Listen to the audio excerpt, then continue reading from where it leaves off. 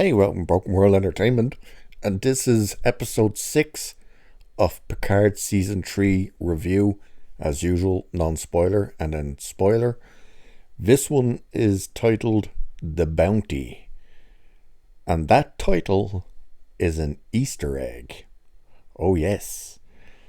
So this episode of course picks up from last episode when the USS Intrepid was put out of commission from following the Titan, with the changelings being on board.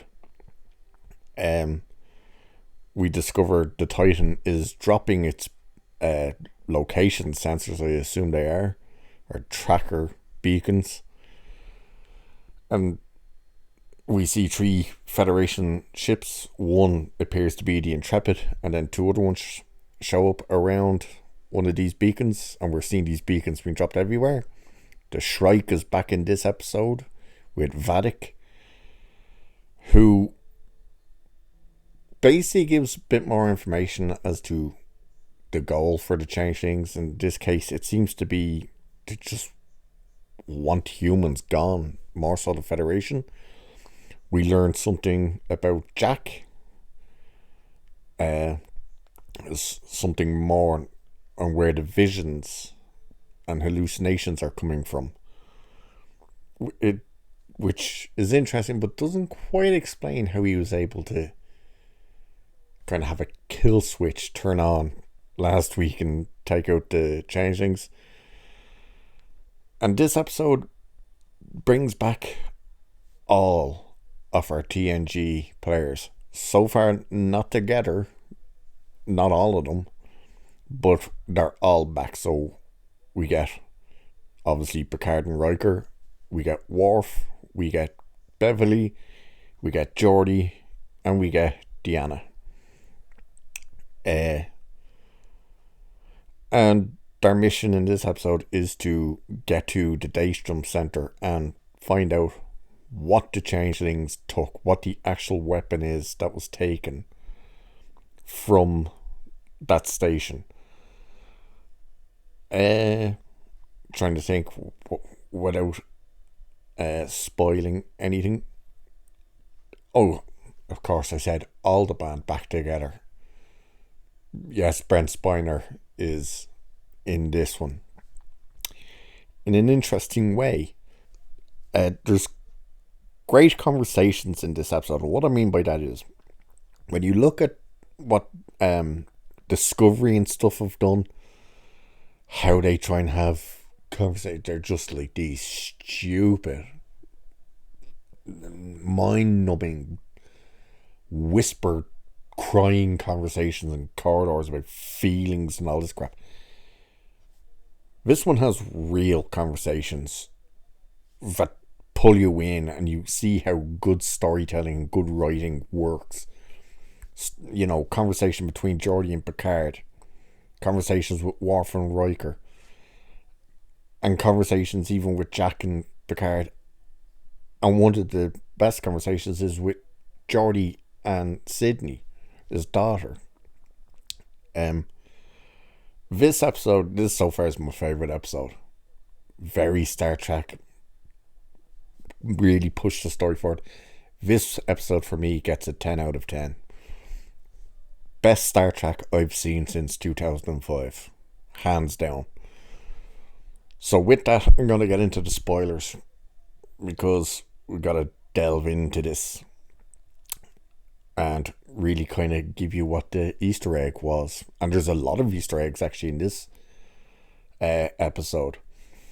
So with that, let's get into the spoilers in 5, 4, 3, 2, 1.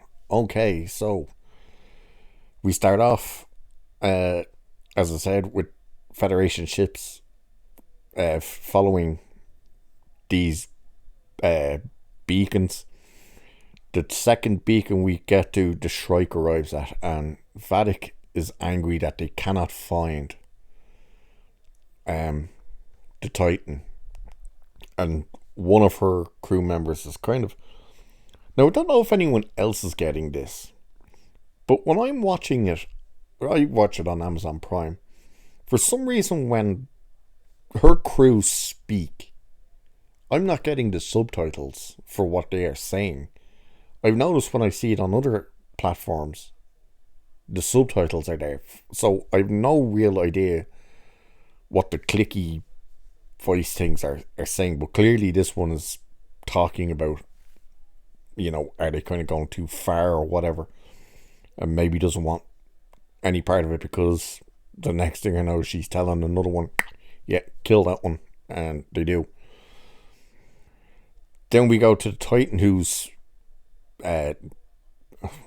orbiting a star, and we go to sick bay, and we discover Beverly has discovered, after Jack told her that he's getting visions and hallucinations and stuff, so obviously the Red Door and stuff, and she's telling this to Picard, they've discovered that he has Picard's syndrome. Can't remember what that syndrome is called, the thing that killed him, which Picard isn't pleased about. That he passed on that gene. So he goes to have a conversation with Jack, who once again is in 10 forward.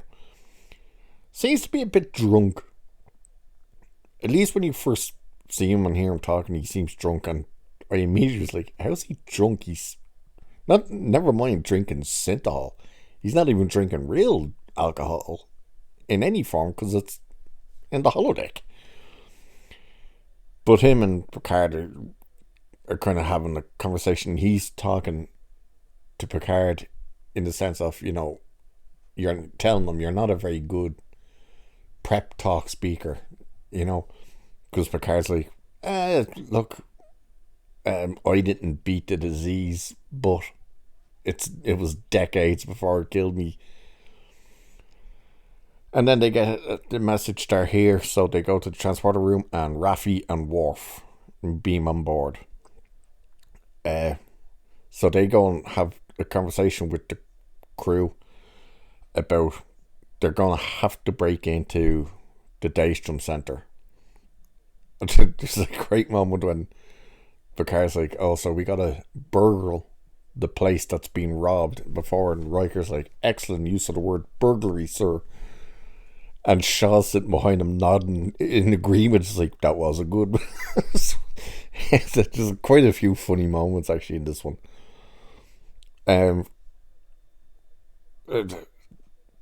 So they need a volunteers basically to go on this mission onto the Daystrom Center, and they hope that this key that they got off the Vulcan dude works. So the volunteers to go on this away mission are Worf, Raffi, and Riker. So, and we get another great Worf moment. A couple of them actually in this one scene in the transporter room. So Raffi's trying to have a bit of a conversation with Seven, and Worf is like, I've gone into battle with many ex-lovers, and it's, this, and Seven immediately cuts him off. It's like, yeah, we're not that anymore. And he goes, oh, good, because I'm lying, basically, And then Riker arrives in. They find out they've an hour or something that this key works, or that they have on the station. And Worf tells, because Riker says, look, if the key doesn't work, we're going to have to do it the old way with some good old-fashioned Klingon aggression. And Worf informs Riker he's a pacifist now, and Riker's, as they're being, is like, oh, we're all gonna die. So right as they beam over, they try to deactivate this security system, and as soon as they put it in, two other ships show up, Federation ships, and they detect the Titan. And these ships are newer, advanced ships with, Sidney LaForge explains, if they can't take too many hits from them. They're that powerful. But even if they survive being hit, there's some sort of trace. It's almost like it tags the ships with a location source of some sort. There's an energy source that these new torpedoes will leave. So Picard comes up with a plan, contacts Riker and stuff, and says, look, we gotta go, but we'll be back in before the hour is up. So they go, and we discover that the security system seems to be watching Riker and Worf and Raffi, and it's pulling up Riker's information, and all of a sudden it starts playing like a noise happens, and they're like, what was that? And Riker's like, I think that was an F sharp. But they're walking around, and this is where we get some Easter eggs. So they're on Daystrom Center. The area they're in is a Section 31, where they keep all the classified stuff. Riker looks into one of the rooms, and they have a Genesis device, the exact same that was used. How? I don't know. Obviously, they must have made more than one, or Starfleet tried to recreate the Genesis project, but there's a Genesis probe. Raffi sees a monitor. It apparently has the body. You have to look very quickly at the bottom part of that screen, because it reads one James T. Kirk. So whether they've cloned Kirk, or whether they went to Viridian 3, is it 3 or 4? I think it's 3, and retrieved his body. Either way, Kirk is there. Worf looks into one, and it's a Tribble. A vicious little bastard Tribble. This thing jumps on the window, and it's like razor teeth and stuff. And apparently it's what did Riker say it was? Like some sort of attacking force Tribble or something. And he quips to Worf like, the mighty Klingon warrior still afraid of the mighty Tribble soldier or something. And Worf was like, I see you still take pleasure in the fear of others. Riker's taken it back, and he's like, you used to quit back, like, what's going on?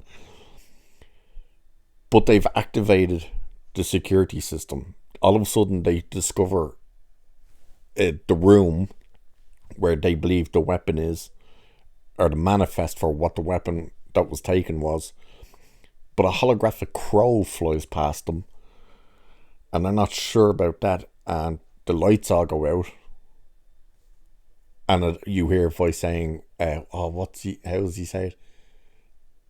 What I once was, I am now great, or something, the Moriarty line. And yes, the security system is Moriarty. He's not there very long. He's chasing them around, firing a gun at them. Obviously they shoot back, but the phasers just go through because he's a hologram. But you keep hearing this music playing, and then we get a great moment where Riker's recognizing, he's like, that's a D major, that's an A, that's it. And it starts getting put together, and we get a flashback. It's Pop Goes the Weasel that's being played, and we see Counter at Farpoint, the actual footage when Riker was in the holodeck finding Data, and the end part of the whistle that Data couldn't do, Riker does, and it deactivates Moriarty.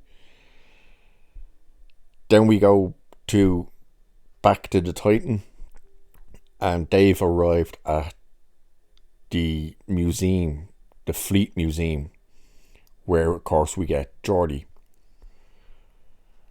And of course Picard has to try and convince Geordi we need help. So Worf, Riker and Raffi get into the room, and there is Data. Or is it lore? Or what is it? It's an older version. They believe it's Data. They're reading Data seems to be on the screen. There's the head and parts of the body of B4. And they realise he doesn't know what the manifest that was taken was he is the manifest. So then we're back with the Titan where Geordi is basically explaining to Picard, look, I used to not care about throwing my life in danger with you back on the Enterprise and stuff, but now he can't do it because he's not worried that he can't protect himself, it's he fears he can't protect his daughters. And this is a fantastic scene next. We go out to the bridge with Seven and Jack. And Jack walks along. He's about to sit down in the captain's chair, and Seven goes up. And he's like, I'm just testing it out. But she starts pressing buttons on her control panel on her seat. And they're going to look at the ships that have been decommissioned and are placed here in the museum. And the first ship that comes up is the Defiant. The Defiant is there, decommissioned. Then we go to a Star Trek original series style Constitution class, which I believe was called the USS Jersey, I believe. And then we see her. We go to the Enterprise, NCC 1701-A. That's right, the refit Constitution class. And Jack Crusher goes, Kirk's ship, beautiful ship, and says, that ship is the one that made me realise I'm a Constitution man. Look at those lines. She's perfect. And then Seven pulls up one more ship, and it's Voyager. And explains to Jack that that was the ship that she was reborn on, and that was her home. And that she basically kind of says she's lost contact with the crew.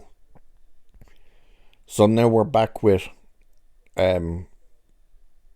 oh yes, I forgot there is one more ship that we pull up, and that ship is what the Easter egg for the whole episode is, because it's a one Klingon bird of prey.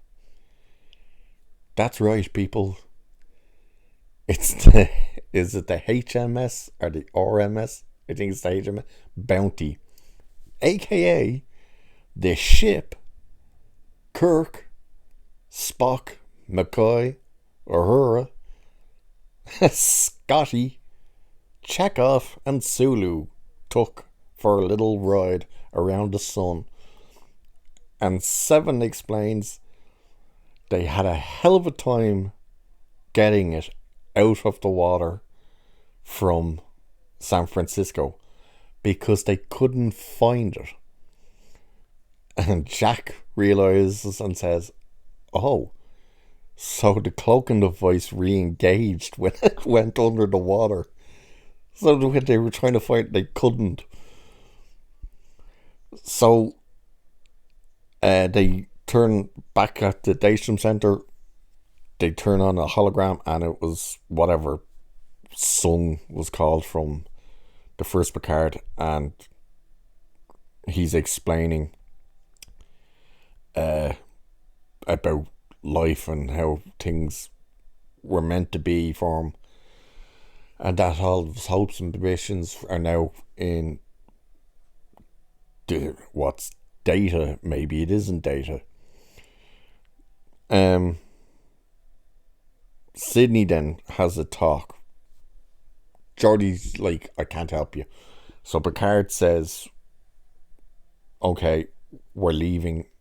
The one, or no, he says we're leaving and says to Sydney, your father's doesn't want the help and are going to respect his wishes, but he wants to speak with you. So she goes in and they have a heart-to-heart where Geordi basically says to her, look, I made a deal with Jean-Luc, and it's that you're coming back to the museum with me, and we're going to say you were taken against your will on this trip.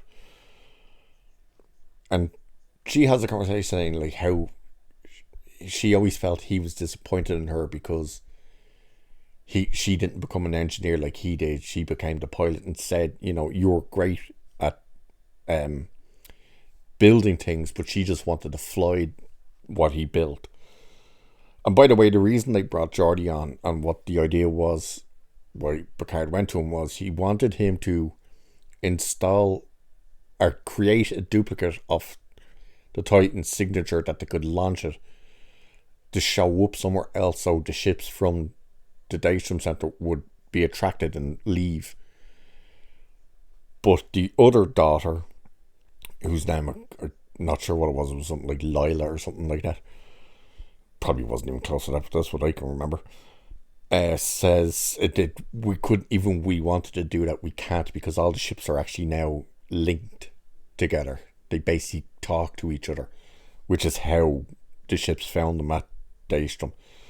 So Sydney and Geordie have a real kind of heart to heart, and this is what I mean. Their conversation is real kind of father daughter stuff.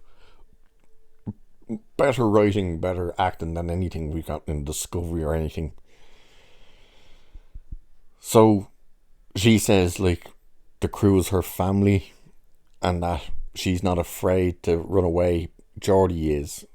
So she goes out and Jack is talking with her other sister, and he kind of says, hey, how do you feel about, he gets an idea and goes, how do you feel about a bit of common theft, basically? Worf, Riker and Raffi are about to be caught. The security team have found them. They're trying to get into the room. And when Geordie's about to be leaving the ship, the Titan that is, the Titan starts to cloak. And him and Picard realise Jack and Sydney went and stole the cloaking device off the Bounty and have installed it into the Titan, but they can't quite get it to work. And the person who can fix it, of course, is Geordie. So they cloak and they run to the Daystrom Center, but in order to beam them off, they have to drop the cloak. So Riker goes to buy them time. They tell them there's 4 to beam up. Riker goes out to fight back the security, but gets shot by a transport inhibitor. So they beam Worf, Raffi, and Data up. So then we get a moment in, I'm not sure if it's the sickbay or where it is. It looks like the sickbay, where they're trying to reactivate this new version of Data. And Sydney says, oh no, Dad, you need this. And he's like, And she goes, why do you think I crashed my speeders so often? Because I wanted to fix them with you. So they walk in, and this is the first time Picard has seen them, and they're confused. He's like, is this Data? And they said, it's not even, they said it's not Data, but it's not Data. It's something else. That it's brand new, that it's almost human. So that's immediately Heather explaining he's aged, that this body is practically human. They reactivate him, and he immediately recognizes Geordie, and it's very much Data, which is Geordie, and then he turns around and, Captain?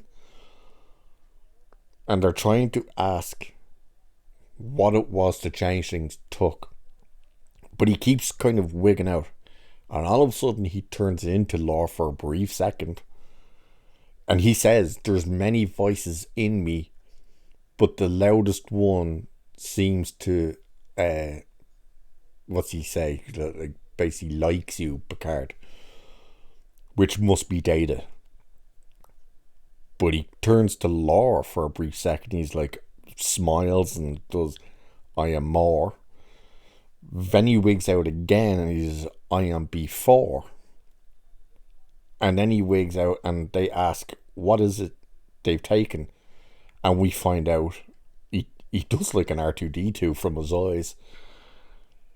The changelings, the reason they've been able to duplicate humans so perfectly now is because they've taken the actual body of Jean-Luc Picard.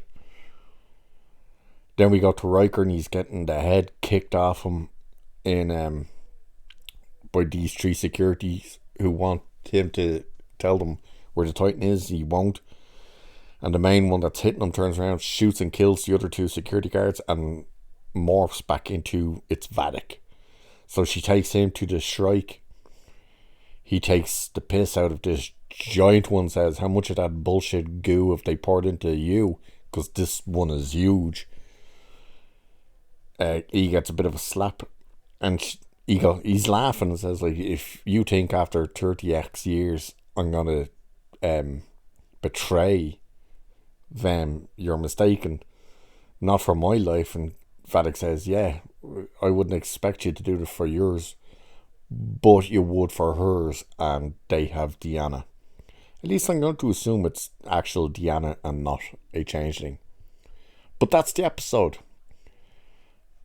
That is episode 6, The Bounty. Fantastic Easter eggs.